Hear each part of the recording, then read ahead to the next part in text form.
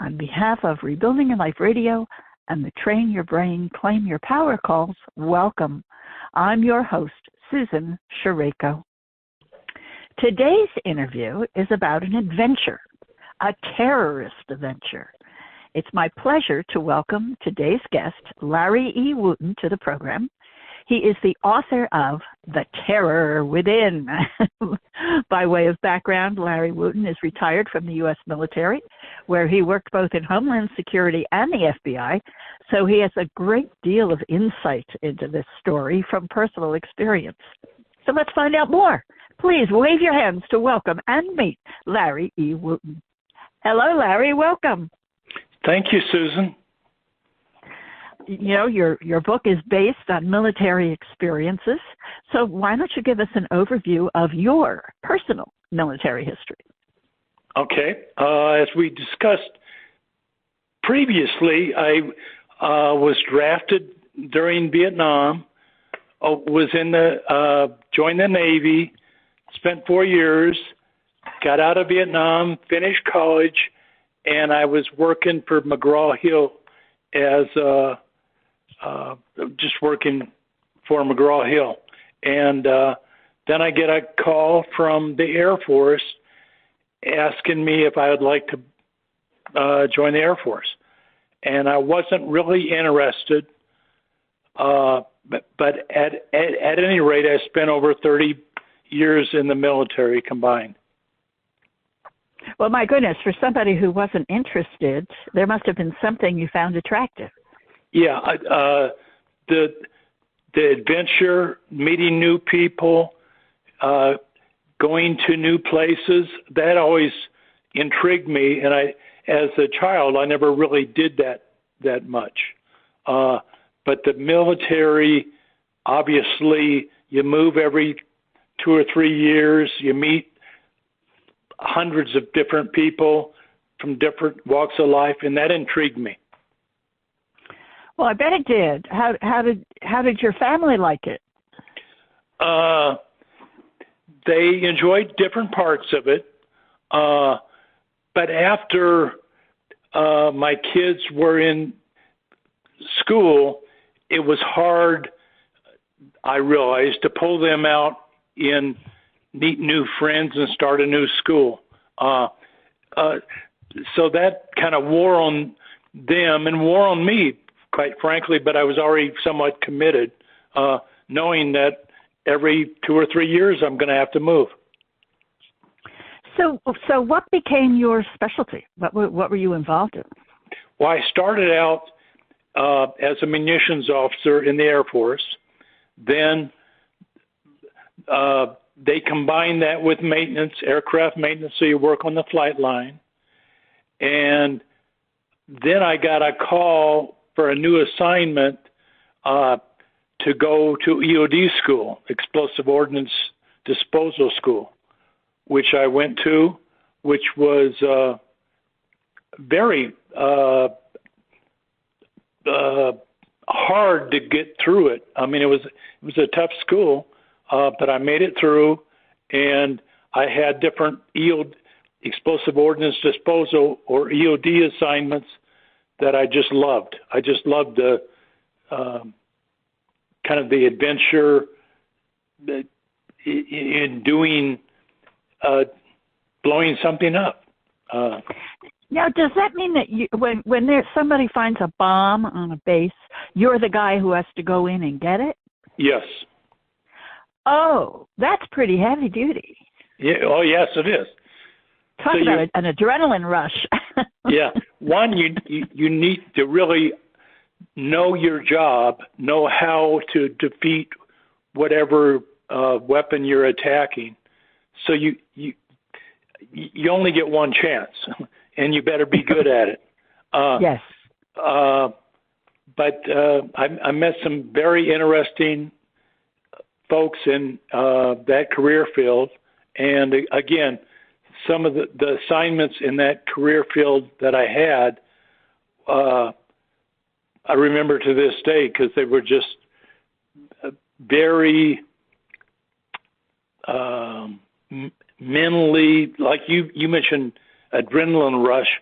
It was. I mean, you're approaching an armed weapon, and you have to defeat that. That gets your attention. I would say so. It Yeah. catches your attention. Absolutely, it does. Life and death has a really strong impact on our attention level. You betcha. Yeah. So I mentioned that you were with Homeland Security and the FBI. When did you make the move into that area? After I retired from the military, after 30-some years, I had 3 children going to college around the Washington, D.C. area, Maryland, Virginia, and D.C. And so we decided to be close to them. We moved back to D.C., and I got a job with first Homeland Security, working in munitions, weapons, because I had that background. Mm-hmm. So I worked in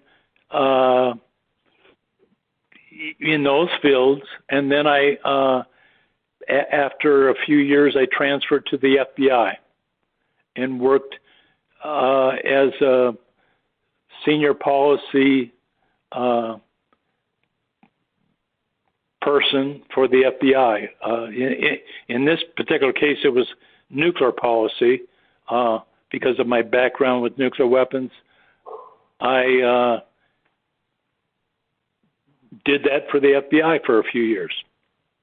Well, that's interesting. When did you get the idea to actually write a book or create a story about this subject? Well, when I retired from one of my positions in the military, I was a senior nuclear specialist, I guess you would call it, and we had a visit from a general at one time, and the general asked, there was a meeting with several different senior people from the base at the time, and the general asked us, are our nuclear weapons safe? And everybody said, oh, absolutely, sir. And then they got to me. I was the last one sitting around the table, and I said, they're relatively safe. And the general just very abruptly got up and stormed out. And everybody came over to me and said, Larry, why would you tell the general that? And I said, because it's the truth. And they said, well, you know more about this stuff than we do, but he wanted you to say that our weapons were extremely safe. And I said, they're relatively safe. I said, I could reach out and touch one, and if I could do it, other people might be able to. And they just kind of shook their head and walked off. At any rate, that always kind of stuck in me, that everything is relatively safe, I guess you could say, or in good hands. But if a bad guy wants to hurt you or make you have an unpleasant day, they can often do that. And that's what's kind of the nexus for the book, I guess. Well, I would agree with you. Now that, when we first talked, I had not read your book yet, and I have since then. And I would definitely say that relatively safe is a good term, mm-hmm. because the entire novel is a trip down that journey of keeping up with a terrorist who's already on the prowl. Mm-hmm. So that it's fascinating to see how all the pieces come together in that process. I hadn't thought about it, but you had mentioned to me that you had somebody who sort of challenged one of the scenes in your book, an editor of some sort, about you set the book in Albuquerque, New Mexico, where they have a big hot air balloon festival every year. Yes. And you set the not one scene in that, and the editor really disagreed with you that wasn't possible. Could you explain what happened that would have been an example of how somebody could get past the system? Sure. Well, in this case, there was a scene in the book where a hot air balloon goes over onto the Kirtland Air Force Base. And this particular editor said, well, that wouldn't happen because Kirtland and Air Force Base would be restricted airspace. And I said, that's absolutely true. However, a hot air balloon is not like necessarily driving a car. Sometimes you get a wind gust where it could take it someplace where the pilot doesn't want it to go. In this case, it could blow over an Air Force Base, and they're not going to shoot the hot air balloon out of the sky. They're going to wait until it lands, and the appropriate security people would meet the balloon and the pilot and escort them off the base. But they're not going to, shoot the pilot and the balloon out of the sky. That doesn't happen. Of course, the editor disagreed with you. Well, yeah. Well, she said, she didn't realize my background was in the military, and I was trying to explain to her that there's a lot of breaches. For example, somebody might not know where they were going and made it onto a military facility and just drive around. They're not going to arrest those people. They just find them and escort them off the base and just kind of warn them. There's often signs, depending on how big how large the facility is. There's often signs forbidden to enter restricted air space for it's a military facility. But a lot of people don't know that and again, this particular editor assumed that because it's restricted airspace, as this scene relates to, the military would just somehow just shoot the hot air balloon. Well, they wouldn't do that. Right. Well, I found it fascinating because at the time that we first spoke, we had just had that truck, I guess it was a box truck or some sort of a large truck, drive onto a base and try to get past security. Sure. And you had said that was actually fairly frequent. Well, it happens all the time, and a lot of times it's just somebody that is going down a road is not paying attention. They don't know where they're going. They might be entering a military facility unawares. Well, the security forces are going to stop them eventually and escort them off. So I wouldn't say it happens every day, but it does happen. And then there's the bad actors that will try to get on, knowing that it's a restricted facility, but they're trying to do something nefarious on that particular military facility. And they just have to figure out who is who. And they pick them up. Yes. In your experience, do terrorists or bad operatives, are they obviously bad operatives, or do they really look like just ordinary, down-home people? My experience is people are people, and you can't, at least I can't, look at somebody and say, oh, that's an obvious bad person, or that's a terrorist, or that's a nice person. I mean, you just don't know. there's certain things that can give a bad person away because of different actions, or something that in their personality that they're trying to hide or betray.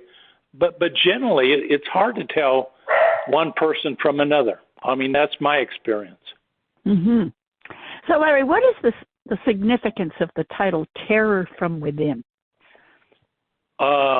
Actually, when I was in the military, there was, and again, most of the people I met in the military have been wholeheartedly good people that you would enjoy meeting, breaking bread with, whatever. I mean, there's a lot of good people, but there's certain people that, for whatever reason, it's probably best to stay away from. People that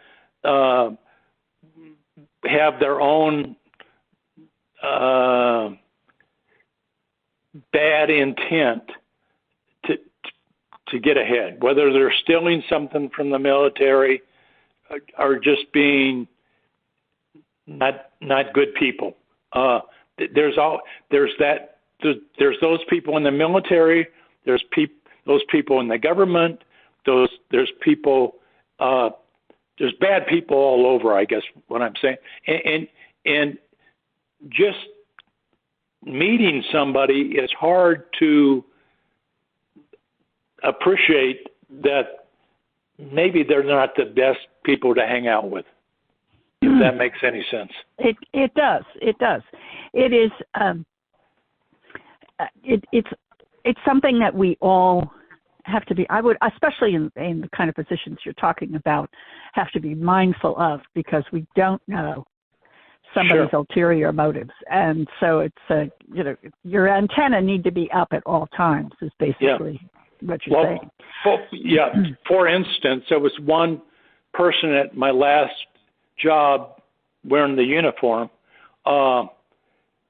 His supervisor came to me and said they were traveling, I think it was somewhere in Utah, and they were checking into a hotel, and this particular individual was looking at a newspaper that was laying out on the counter as they were checking in, and the supervisor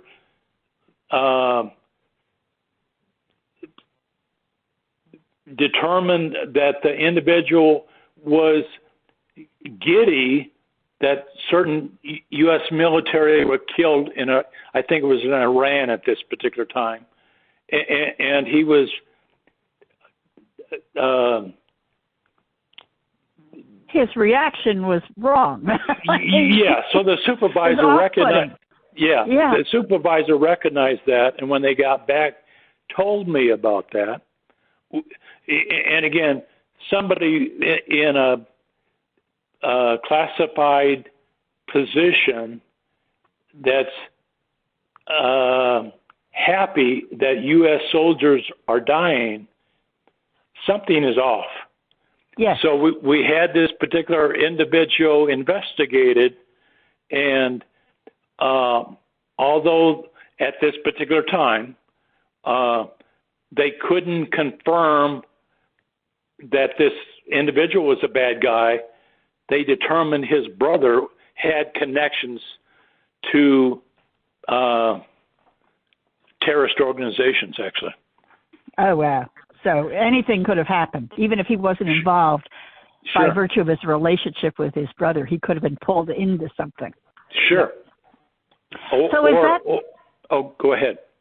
I was just going to say, does that tie into then the kind of story that is in this book, where you're talking about a terrorist cell on a campus? Yes. And that nobody realized it. You might give us just a little bit of detail about the basic premise of the book. Well, basically, a foreigner comes to the U.S. and for whatever reason becomes disillusioned and then determines he wants to hurt the U.S. any way he can. And that's kind of the premise of the book. And in fact, the person that we were talking to or talking about previously, that his brother had connections to terrorist groups, that happened right here in Albuquerque, and he was connected with a university here, and once they explored that a little bit, there was some terrorist. I wouldn't say the staff at the university were terrorists, but there was connections there that they knew. They knew there was a nexus that they knew certain things, and they had certain students that, in fact, turned out to be bad guys. So I mean, it's all around you. You just don't know it, and that's where I picked up or gleaned some of the scenes in the book, because I picked them up from actual things that were happening around me.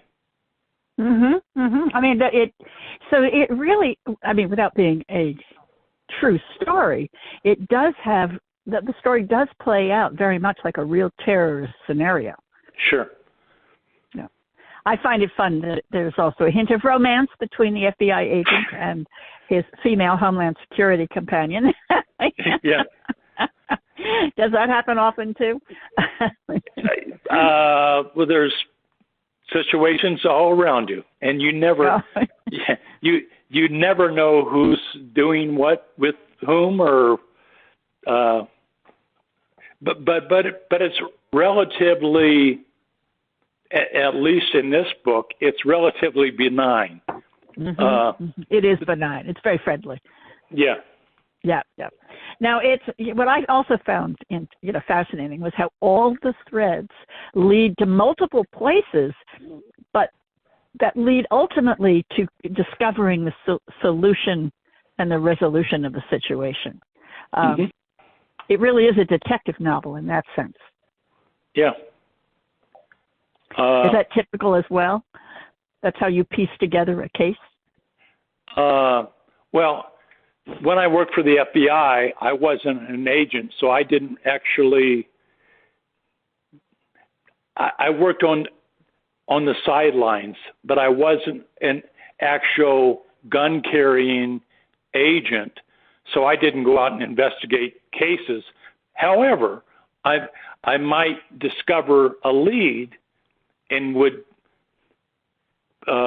present that to the appropriate office or agent. So that, I mean, I was kind of in the background as far as being what I worked in the FBI, as opposed to being a lead agent. Now, have you seen anything on television similar to this in terms of the main characters being operatives who are trying to break up or stop terrorist cells and that sort of thing? Sure. I mean, you see it a lot on the television. You see it in movies, and you see it in real life. And sometimes you walk right into it, as we were discussing, and you don't know what you're walking into until you kind of back up and say, this isn't right, or something is amiss here. So I also wonder how you describe some interesting things that are very, to me they're very technical, but how did you avoid giving away the secrets of, bomb making and, espionage and all that sort of thing? Well, certainly I was aware of different classifications on different things. And if you're working in a classified area, you always should be aware of that. So I would either change something slightly, that this isn't really where this place is, but it could be close, or like making a bomb. There's different ways you can make a bomb. And one way, or learn how to make a bomb, one way is you can Google certain things, and some of the things, if you Google it, aren't quite correct. So you could blow yourself up while you're trying to do something. So I try to be mindful of that. And as I would describe something, I might change something slightly. So if somebody thinks, oh, I'm going to make a bomb out of this, it's not quite that easy. There's a couple added steps that I left out. And it just leaves a flat bomb if you do it that way. Yeah. Yeah. So what did you hope to accomplish with the book? I mean, is it something you wanted people to be aware of stuff, something they wouldn't have known before, or did you have some other intention for it? That's a good question. And when we talked about a week ago, you gave me a kind of a good answer. My thing about the book was I had something in my mind that I wanted to put pen to paper, and I've accomplished that. Now what I would like to do is, how can it help anybody else? And I'm kind of open to suggestions. Could me writing this book be beneficial for somebody that needs a book that they can offer somebody? I'm kind of reaching for that, but I'm kind of open to whatever anybody feels could be beneficial to somebody that needs something. That's kind of where my heart would be. I have this sense that at this stage in your life, you're much more interested in helping other people than having this be a blockbuster movie or making a lot of money from a traditional book publishing scenario. Sure. Do you want to include, taking this book out into the public as part of your personal time, that you'd like to put some time helping? Sure. Well, as a matter of fact, I don't know if you've ever heard of Fisher House? No, I don't know if I have. Fisher House is a house that's set up on certain, normally by VA hospitals. And if a soldier is hurt, let's say in combat, or it could be anything, but if a soldier loses a limb, for example, and they're going through treatment at a VA hospital, there's a Fisher House at a lot of near a lot of hospitals. Basically, they're for the families. Okay. So my son lost a limb overseas.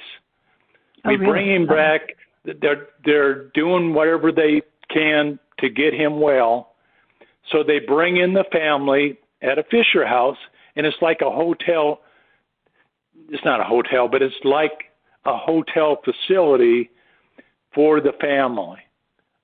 Why the son or daughter or whoever is recovering, they have some place to stay, so they can help their son recover. And right. I was thinking, how can I help? For example, a few months ago, I called the Fisher House in Albuquerque that's close to the VA hospital, and I said, how can I help? And the lady that I talked to said, what do you mean? I said, I'm not as young as I used to be, but I'm still in relatively good health. How can I help? And I'm thinking, if a family comes in and you show them how to get around to visit their son or daughter or whoever, they would show them how to get there. They would take them, places that they're in a new area. They don't know where to go to eat, whatever. I said, I can help in those terms. And the lady that I talked to said, we appreciate your help. We don't know how to use you yet. Wow. We'll call you later. And I'm thinking, that's kind of a strange response. But again, she was new to the job, so she needed to learn her job before I could help her with helping the people that utilize the Fisher House. Right. That's very interesting because I think immediately of the center in the West, where cancer children, the children's hospitals, sure, where families are put up, for during the duration of their children being under care. And St. Jude's Hospital. Right. Yeah. St. Jude, thank you. And as I listen to you, I wonder if they have civilians, quote unquote, who come in and help get people acclimated and help them get around, because it's a wonderful concept. If they don't, so you haven't heard back from them yet. Well, they've sent me different things that, today we're making egg dishes for the vets that are staying here. And I'm saying, well, I'm probably not a good chef to make an egg dish for your, but I can certainly help and, help somebody that's making something. But just like you alluded to St. Jude's Hospital with the Shriners. I remember as a young person growing up, they would have and I grew up in the Midwest, every 4th of July, they would have a parade, and the Shriners would drive around in these little cars and stuff. So I know there's a lot of active volunteers out there. I'm just trying to get connected to the right one that I can help. Wonderful. That's wonderful, because that's the kind of energy, that goes to waste and could be easily used somewhere else. Yeah. So where is Terror from Within available? On Amazon, and I know you can call the publishing company, Book Savvy International, and they can either have copies sent to you or tell you where to, depending on where you're at, where you can get it. What formats is it in? Paperback, hardback, ebook? All the above, as far as I know. Okay. Is it in audio? I don't know about audio. I think you would know, because it's an extra that usually is fairly expensive. Okay. So are you currently marketing anywhere, Larry? I'm not personally, no. Okay. Because as I mentioned before, my wife has certain disabilities, and I'm trying to take care of her is my first concern. As she gets better, hopefully I can get out and. So where do people find out about the book? Obviously, this kind of an interview helps. Are there any other places? Do you have a website, or are you on any social media? No, absolutely not. Okay. And that's probably more about my age than anything else. And the reason I say that, when I was first in the military,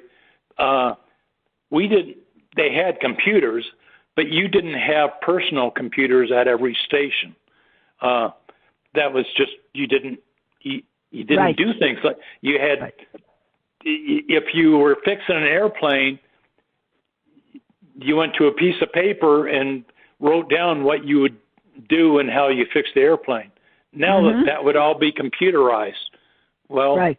Back then it wasn't. It wasn't. So, well, I mean, just off the top of my head as we're sitting here going, one of the innocent ways of advertising is to use either LinkedIn or Instagram or Pinterest. And Instagram, you take a photo of the cover of your book and you write a little bit around it so that when you post it and people stumble across the image, they find out about your book. Oh, okay. And it's very simple to do compared to many other ways of doing it. And it would be a way of, taking something proactive toward your marketing. Sure. I appreciate that. Yeah. So I love the groups that you're thinking about helping. I mean, I think that's really good use of your physical, capabilities to get out and help other people. I think that's and at the same time have your book available in those facilities so they can read it. Sure. Any last thoughts you'd like to share with our listeners? Well, we're going through some obviously challenging times every day. In fact, I used to enjoy watching the news. It's hard for me to watch the news anymore because it's people attacking people, which I hate. As I mean, you can have a difference of opinion, but don't, just because somebody has a different opinion, don't attack them. They're still, I'm sure, in most cases, good human beings. And that's pretty much, I guess, all I have to say about that. Okay, but it's a powerful message in our day and age. It's sort of different from how we grew up. Yeah. Well, I want to thank you very much for being with us, Larry. For the benefit of our listeners, we've been speaking with Larry E. Wooten about his work and the resulting book, Terror from Within. So thank you for listening, and thanks to all those who support this program. We appreciate you all. So as we bring this in for a landing, Larry, thanks again for being on the show. Bye for now, and have a great day. Thanks so much, Susan. Be safe. You too. Bye-bye. Bye-bye.